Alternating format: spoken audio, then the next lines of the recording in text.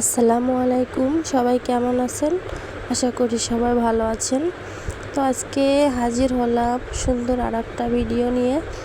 তো এটা হচ্ছে তেলাপিয়া মাছ। তেলাপিয়া মাছটা আমি ফ্রাই করব। তার জন্য এখানে লবণ, হলুদ, ঝালের গুঁড়া, জিরে গুঁড়ো দিয়ে সুন্দর করে মাছটাকে আমি মাখিয়ে নিচ্ছি। মাখানোর পরে আমি চুলো জাল ধরাই দিলাম, দিয়ে তেল দিয়ে দিলাম গরম করার জন্য।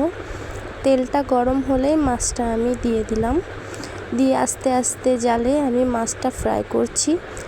তো আমার ভিডিওটা যদি আপনাদের কাছে ভালো লাগে কমেন্টে জানাবেন, আর চ্যানেলটা সাবস্ক্রাইব করে লাইক দিয়ে পাশে থাকবেন। যদি ভিডিওটা আপনাদের কাছে ভালো লেগে থাকে তাহলে শেয়ারও করে দিতে পারেন। তো আমার আস্তে আস্তে কিন্তু মাছটা ফ্রাই করা হয়ে গেছে। এর একটা মাছ ফ্রাই আপনারা চাইলে শুধুও খেতে পারেন, আবার চাইলে ভাত দিয়েও খেতে পারেন। তো আমরা ভাত দিয়ে খাবো, সেজন্য সঙ্গে একটু ঝাল পেঁয়াজও ভেজে নিচ্ছি। লাল লাল করে ঝাল পেঁয়াজটা একটু ভেজে নেব। তো পেঁয়াজটা কিন্তু আমার ভাজা হয়ে গেছে, এখন আমি নামিয়ে নিচ্ছি। তো এই তো রেডি আমার তেলাপিয়া মাছ ফ্রাই।